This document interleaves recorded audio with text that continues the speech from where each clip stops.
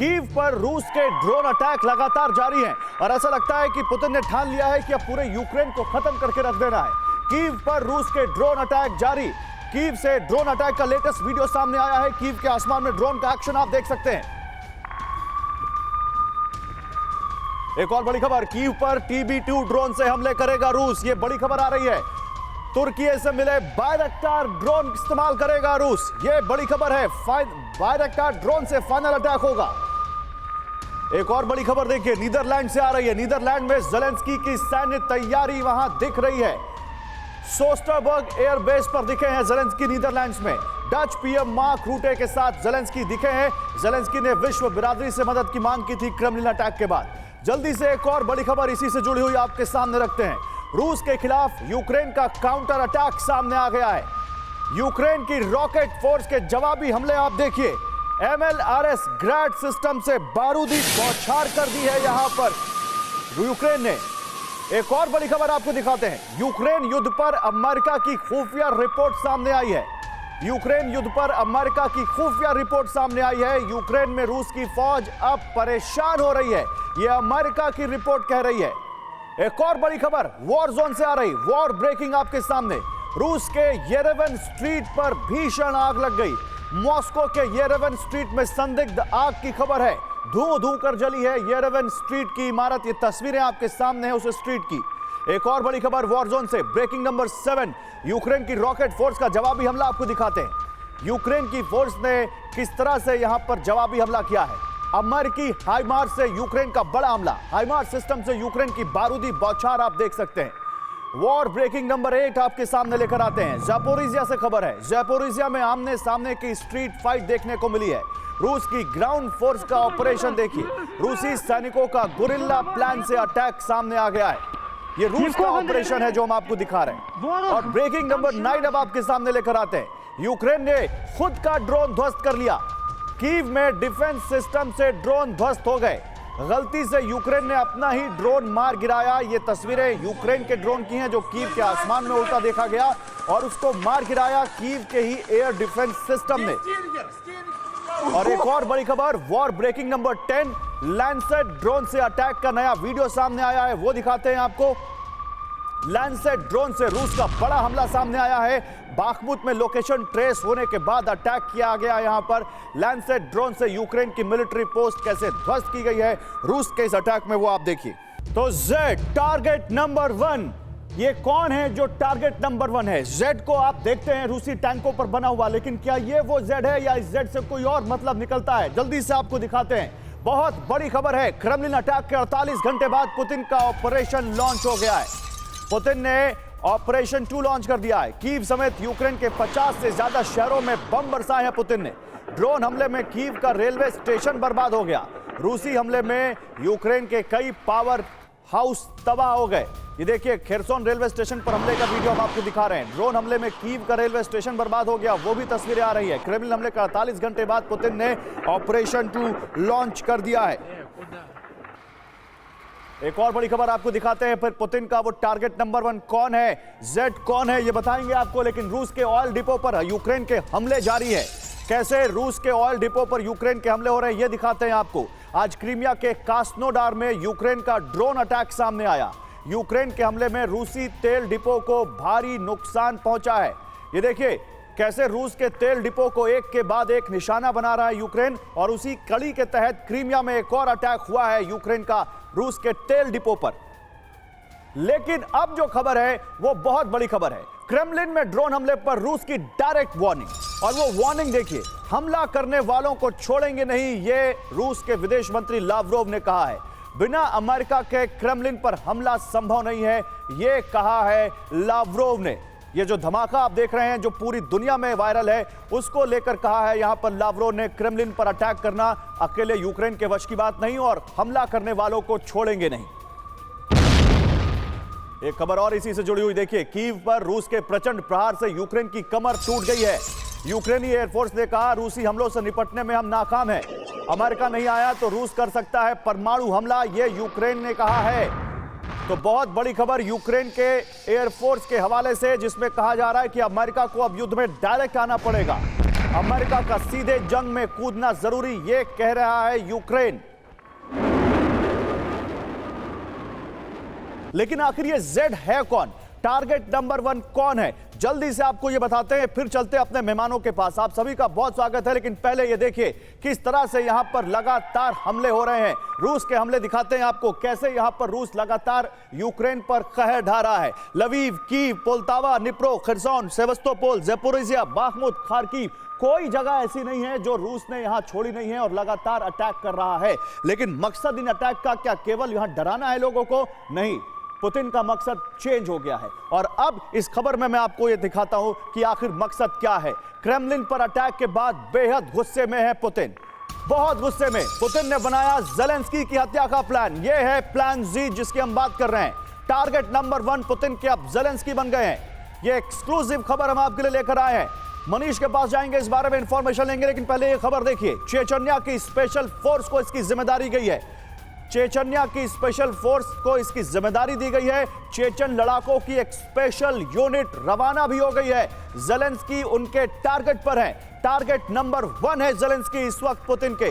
लेकिन जाएगी कहां ये चेचन फोर्स? किस देश में ज़ेलेंस्की को एलिमिनेट किया जाएगा? किस देश में ज़ेलेंस्की को निशाना बनाएंगे वो? आइए जल्दी से आपको दिखाते हैं खबर क्या है और इसके बाद इस खबर के बाद के मायने क्या हैं। जल्दी से आप देखिए ये खबर क्या है। खबर यह है कि पुतिन ने ज़ेलेंस्की को मारने का एक बेहद घातक प्लान बनाया है। यह इस वक्त की सबसे बड़ी खबर है। पुतिन ने ज़ेलेंस्की को मारने का एक घातक प्लान बना लिया है। उसके बाद अब देखिए, चेचन्या से स्पेशल फोर्स की एक टुकड़ी रवाना की गई है। अब यह कितना खतरनाक होगा ये तो आने वाला वक्त बताएगा, लेकिन क्यों हम ये कह रहे हैं आप देखिए। चेचन सैनिकों को स्पेशल ट्रेनिंग दी गई है। चेचन जो सैनिक हैं, जो चेचन लड़ाके हैं, और चेचन्या की राजधानी ग्रोजनी से ये स्पेशल यूनिट रवाना हो गई है। वो विजुअल भी हम आपको दिखा रहे हैं। चेचन लड़ाकों की स्पेशल यूनिट की आप यहां पर तस्वीर भी देख सकते हैं इस वक्त जो मेरे पीछे आप देख रहे हैं। पिछले साल एक ऑपरेशन में बाल बाल बचे थे ज़ेलेंस्की, और क्या इस बार पुतिन ने सोच लिया है कि दुश्मन नंबर 1 को खत्म करके रख देना है? चेचन लड़ाकों ने ज़ेलेंस्की को मारने की सुपारी ली थी, बाल बाल बचे थे, लेकिन क्या एक बार फिर से ज़ेलेंस्की को मारने की सुपारी ले ली है इन चेचन लड़ाकों ने? इससे जुड़ी एक और बड़ी खबर।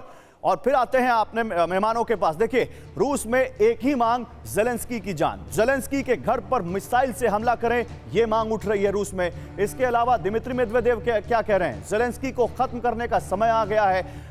ओलेग मोर्जोव, स्टेट ड्यूमा के डेप्यूटी, कह रहे हैं ज़ेलेंस्की को आतंकवादी घोषित करो और मार डालो। ज़ेलेंस्की पुतिन के टारगेट नंबर 1, ये तो उस दिन के बाद सबको पता था, लेकिन चेचन लड़ाकों को वहां भेज दिया गया है ज़ेलेंस्की को मारने के लिए। क्या जानकारी है इस बारे में? देखिए गौरव, पिछले साल से ही चेचन लड़ाके एक बार कोशिश कर रहे थे और उस वक्त बाल बाल बचे थे ज़ेलेंस्की। खुद ज़ेलेंस्की ने इसको एडमिट भी किया था कि चेचन लड़ाके उन्हें मारना चाहते थे और बहुत मुश्किल से वो बच पाए। लेकिन क्रेमलिन पर हुए हमले के बाद रूस में बहुत गुस्सा है, क्रेमलिन में भी गुस्सा है, और रूस की सेना को अब लगता है कि अब ज़ेलेंस्की को मारना ही होगा। हालांकि पहले प्रेसिडेंट पुतिन ये मानते थे कि ज़ेलेंस्की को हम नहीं मारेंगे। उन्होंने इजराइल के प्रधानमंत्री, तत्कालीन प्रधानमंत्री को कहा भी था कि वो ज़ेलेंस्की को नहीं मारेंगे, और इसके बाद से ज़ेलेंस्की चारों तरफ घूमते भी रहे थे। कहा भी ये जाता है कि रूस जब चाहे तब ज़ेलेंस्की को मार सकता है। लेकिन इन सब बातों से अलग, एक बार जब क्रेमलिन पर अटैक हो गया तो उसके बाद क्रेमलिन की तरफ से हरी झंडी मिल गई है। और अब खबर है कि एक बार फिर से चेचन लड़ाकों की एक स्पेशल फोर्स जो है वो इस इलाके में आ रही है, जहां पर कि अब वो फिर से टारगेट करेगी ज़ेलेंस्की को। मनीष, आप बाखमुत में हैं? बिल्कुल देखिए, मैं बाखमुत में था। बाखमुत के पास में, बाखमुत से निकले हुए लोगों से मैंने बात की। उन लोगों से बात करने के बाद अब मैं फिर बाखमुत से आगे बढ़ रहा हूँ डोनेट्स्क होते हुए। आज रात में मुझे मॉस्को भी पहुँचना है, तो उसके लिए निकलना है। लेकिन बाखमुत के पास पहुंचने के बाद मुझे सोल्जर्स ने कहा कि अभी स्थिति चूंकि बहुत खराब है तो आप सिटी के अंदर ना जाएं, तो सिटी के बाहर से ही मुझे फिर वापस लौटना पड़ा। क्योंकि मेरे और पास इस दरमियान अगर मैं बड़ी खबर है, मैं वो खबर भी लेकर आऊंगा और फिर आपसे उस बारे में जानकारी लूंगा, क्योंकि आप ग्राउंड पर हैं। लेकिन जल्दी से मैं कुछ और खबरें दिखाता हूं, उसके बाद आता हूं अपने मेहमानों के पास। रूसी टीवी प्रेजेंटर की ज़ेलेंस्की पर बेहद तल्ख टिप्पणी सामने आई है, जल्दी से वो आपको दिखाते हैं। टीवी प्रेजेंटर ने ज़ेलेंस्की को मार डालने की बात कही है। यानी अब सरकार में शामिल बैठे लोगों से लेकर टीवी पर बैठने वाले लोगों ने सब ने जेलेंस्की की अब जान लेने की मांग की है। वहां पर नीदरलैंड्स में ही जेलेंस्की की हत्या की बात कही इस टीवी प्रेजेंटर ने। इस वक्त नीदरलैंड्स में है यूक्रेनी राष्ट्रपति जेलेंस्की। जेलेंस्की को अमेरिकी सुरक्षा बचा नहीं सकती, यह कहा है टीवी प्रेजेंटर ने। जल्दी से आपको दिखाते हैं क्या कहा गया है, रूस में क्यों मांग उठ रही है किल जेलेंस्की। जल्दी से आपको यहां दिखाते हैं और फिर अपने एक्सपर्ट्स के पास जाते हैं। किस तरह से जेलेंस्की के ऊपर यह ऑपरेशन चलाना चाहिए। यह कहा जा रहा है कि सुलेमानी को अमेरिकियों से नहीं बचाया जा सका, सुलेमानी को वहां पर अमेरिकन ने एलिमिनेट कर दिया। अब कासिम सुलेमानी जो ईरान का सुप्रीम कमांडर था, अब हमें भी जेलेंस्की को नहीं बचने देना चाहिए, यह कहा जा रहा है। इसके अलावा कहा जा रहा है कि हमारे दुश्मन सबसे क्रूर तरीके से काम कर रहे हैं और हमें अब उनसे बहुत सख्ती से निपटना होगा, हमें भी उसी तरह से काम करना चाहिए, यह रूस में मांग उठ रही है। इसके अलावा हमें परवाह नहीं है कि जेलेंस्की किस देश में है, यानी अब नीदरलैंड्स हो, नेटो देश हो, कोई भी देश हो, हमें यह परवाह नहीं कि नीदरलैंड्स नेटो देश है, यह कहा जा रहा है रूस में। पहला सवाल, क्या अब जेलेंस्की के लिए यूक्रेन लौटना आसान नहीं है? क्योंकि इस तरह की मांग अगर हो रही है तो हालात बहुत खराब हो चुके हैं। क्या मौत के डर से यूरोप में भागे फिर रहे हैं जेलेंस्की? तीसरा सवाल, क्या जेलेंस्की की वैसे ही हत्या हो सकती है जैसे सुलेमानी की यूएस ने की, एक ड्रोन से उन पर अटैक किया था? चौथा सवाल, क्या अमेरिका और दूसरे पश्चिमी देश जेलेंस्की को बचा पाएंगे? पांचवा सवाल, यूक्रेन अब जेलेंस्की की जान बचाने पर फोकस करेगा या वॉर पर करेगा? मैं सीधे चलता हूं कर्नल राठौर के पास। कर्नल राठौर, क्या आपको लगता है कि जेलेंस्की के लिए यह सबसे खराब हालात पैदा हो चुके हैं? देखिए, क्रेमलिन पर अटैक करके जेलेंस्की ने एक पर्सनल एनिमिटी अपने लिए मोल ले ली है। ये समझना या सोचना कि जेलेंस्की को रूस अभी तक टारगेट नहीं कर पाया, गलत होगा। रूस चाहे जब चाहता तो जेलेंस्की को टारगेट कर सकता था जी। जेलेंस्की का जो प्रेसिडेंशियल पैलेस है, क्या उसका जीपीएस या उसकी लोकेशन रूस को पता नहीं है? बिल्कुल वाकई पता है। उसके बाद जेलेंस्की खेरसौन जाते हैं, खार्किव जाते हैं, वगैरह वगैरह घूमते हैं। लेकिन एक था जो उन्होंने बात कही थी प्रेसिडेंट पुतिन ने कि हम इन्हें हार्म नहीं करेंगे, लेकिन ये क्रेमलिन पे अटैक करने के बाद ये परिस्थितियां बदल गई। आप ये मानते हैं कि जेलेंस्की के लिए हालात बहुत खराब हो चुके हैं? अब ये मैं एक बाखमुत की खबर दिखाना चाहता हूं, उससे पहले मैं एक जल्दी से सवाल अम्बेसडर मल्होत्रा से लेना चाहता हूं। अम्बेसडर मल्होत्रा, तो फिर क्या जिस तरह से रूस में टीवी से लेकर संसद तक में मांग उठ रही है कि किल जेलेंस्की, वो ये तक कह रहे हैं कि हमें फिक्र नहीं करनी चाहिए कि वो नेटो देश में है या किसी न्यूट्रल कंट्री में है। आपको लगता है कि रूस इस एक्सटेंट तक जा सकता है अब? देखिए, जाने को तो रूस कहीं पे भी जा सकता है और हम सब इसी प्रेमाइसिस पे बात कर रहे हैं कि ये जो अटैक हुआ है वो कीव की तरफ से कराया गया है। अगर ये रशिया का ये कहना है कि ये अटैक यूक्रेन ने कराया, तो इन ए वे रशिया ये भी एडमिट कर रहा है कि उसका एयर डिफेंस सिस्टम कितना कमजोर है। कि आप बिल्कुल क्रेमलिन जैसे प्रेस्टिजियस सिंबॉलिक एक बिल्डिंग के ऊपर आप टारगेट करने दे रहे हैं अपने दुश्मन को, तो ये आपको भी एक्सपोज कर रहा है। बहरहाल इसका नेट रिजल्ट ये निकला है कि एक बहुत जबरदस्त नैरेटिव रशिया की तरफ से बना दिया गया है, जिसमें हेट जेलेंस्की कैंपेन को पूरा जोर शोर से चलाया जा रहा है। बट मेरा दूसरा सवाल ये भी है कि जेलेंस्की को एलिमिनेट करने से क्या हो जाएगा भाई? लड़ाई तो करवाने वाले दूर कहीं बैठे हुए हैं साथ समुद्र। बड़े कम शब्दों में बड़े अच्छे तरीके से समझा दिया कि जेलेंस्की का एलिमिनेशन इतना इंपॉर्टेंट नहीं है, बल्कि उससे कहीं ज्यादा इंपॉर्टेंट चीजें यहां इसमें सामने दिखती हैं रूस के लिए। मैं आता हूं आप लोगों के पास, लेकिन देखिए बड़ी खबरें हैं बाखमुत में, जहां पर अभी होकर आए हैं मनीष झा। बाखमुत में रूस का सबसे बड़ा ऑपरेशन चल रहा है। राष्ट्रपति पुतिन ने वहां सबसे बड़े हमले का आदेश दे दिया है। बाखमुत में क्या हो रहा है मनीष बताएंगे, लेकिन पहले यह खबर देख लीजिए। बाखमुत में विक्ट्री डे परेड से पहले कब्जे का आदेश दे दिया है पुतिन ने। क्रेमलिन पर अटैक के बाद रूस के हमले काफी तेज हो गए हैं।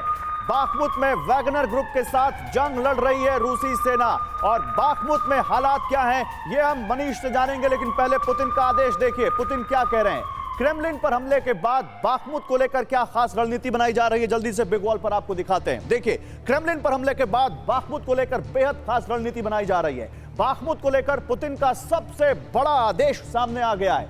बाखमुत पर जल्द से जल्द कब्जा चाहिए, यह कहा है पुतिन ने। विक्ट्री डे परेड से पहले बाखमुत पर कब्जा करो। बाखमुत में वैगनर ग्रुप के साथ जंग में है रूसी सेना, और बाखमुत में रूसी सेना और वैगनर को खुली छूट है।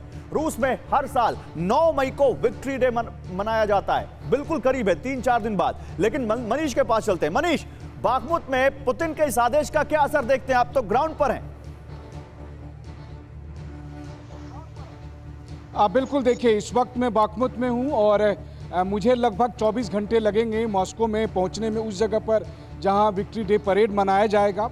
मैं भी उसमें आमंत्रित भी हूँ और मैं कहूँगा कि रूस की सेना के पास या वैगनर आर्मी के पास अभी तकरीबन 80 घंटे हैं। 80 घंटे में उनकी पूरी कोशिश है कि वो रूस के राष्ट्रपति को या रूस की जनता को बाखमुत के तौर पर एक विजयश्री दे। दरअसल 9 मई को रूस विजय दिवस मनाता है। लगभग आप कहें तो 27 लाख से माफ करिएगा 2 करोड़ से ज़्यादा लोग, 2.5 करोड़ लोगों की शहादत के बाद दूसरे विश्व युद्ध में जो सोवियत संघ को विजयश्री हासिल हुई थी, उसकी याद में 9 मई को विजय दिवस मनाया जाता है, जब प्रेसिडेंट पुतिन संबोधित करते हैं। बहुत बड़ा सेरेमनी होता है हमारे यहाँ जैसे 26 जनवरी में होता है, ठीक उसी तरह से।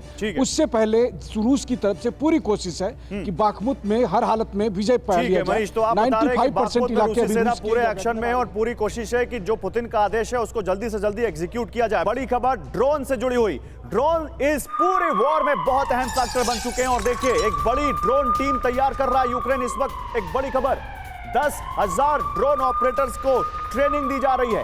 ड्रोन आर्मी प्रोजेक्ट पर तेजी से जुट गया है यूक्रेन। डिजिटल ट्रांसफॉर्मेशन मिनिस्टर ने इसकी जानकारी दी है, यानी एक ड्रोन आर्मी तैयार कर रहा है यूक्रेन। और ये ड्रोन आर्मी क्या कर पाएगी, क्या ड्रोन आर्मी के हाथ में है, जल्दी से इस पर बात करते हैं। मैं जल्दी से पहले कर्नल साहब, आपको क्या लगता है, कर्नल राठौर, ये ड्रोन आर्मी क्या बहुत बड़ा रोल प्ले करने जा रही है इस वॉर में? बिल्कुल गौरव, रशिया यूक्रेन वॉर में जो सबसे बड़ा फैक्टर बाहर निकल करके आया है वो है third dimension in tactical battlefield area. Company, platoon और बटालियन लेवल के अटैक्स में या टैंकों के बीच में ये ड्रोन कितनी महत्वपूर्ण भूमिका अदा कर रहे हैं, जो आप सभी देख रहे हैं। हेलीकॉप्टर उनकी वजह से उड़ नहीं पा रहे, टैंक उनकी वजह से चल नहीं पा रहे, आर्टिलरी पोजीशंस को वो तबाह कर रहे हैं। और इसी चीज़ को आगे बढ़ाते हुए यूक्रेन अब पूरे बैटल एरिया को ड्रोन से स्वार्म कर देना, इसको स्वार्म ऑफ ड्रोन कहते हैं, एकदम सैचुरेट करने वाली बात है। ऐसी बात नहीं है कि रशिया इस पे नहीं काम कर रहा, रशिया भी इसमें आगे बढ़ रहा है, लेकिन हम आने वाले भविष्य में बैटलफील्ड्स में ड्रोन्स के नए नए इनोवेटिव तरीके देखेंगे। सर्विलांस वाली बात अभी चली गई, अभी बात है किस तरीके से ड्रोन से अटैक किए जाएं और एक्यूरेट अटैक किए जाएं। बिल्कुल, तो यहाँ पर बड़े अटैक किए जाए, एक्यूरेट अटैक किए जाए, इसकी जरूरत दिखती है। और कहीं ना कहीं यहाँ पर वो अम्बेसडर मल्होत्रा, मुझे ये बताइए, क्या ये माने कि विक्ट्री डे परेड से पहले जिस तरह से क्रेमलिन पर ये अटैक हुआ है, अब ये ड्रोन आर्मी, क्रीमिया पर अटैक, मॉस्को का कीव पर अटैक, क्या आपको लगता है कुछ बड़ा यहाँ पर दिख सकता है? देखिए, अगर आप रशियन लीडर्स की पुरानी स्टेटमेंट्स उठा के देखें तो उनका ये कहना है कि कोई ऐसा ओकेशन या कोई ऐसी तारीख नहीं होती जिसको वो ध्यान में रख के अपना एक्शन लेते हैं। बहरहाल बावजूद इसके अगर वास्तव में ही 9 मई तक अगर कोई सब्सटेंटिव अचीवमेंट होती है रशिया की बैटलफील्ड में, तो जाहिर है इससे मनोबल भी बढ़ेगा। पब्लिक कंजम्पशन के पॉइंट ऑफ व्यू से भी रशिया का जो है फेवर में जाएगा।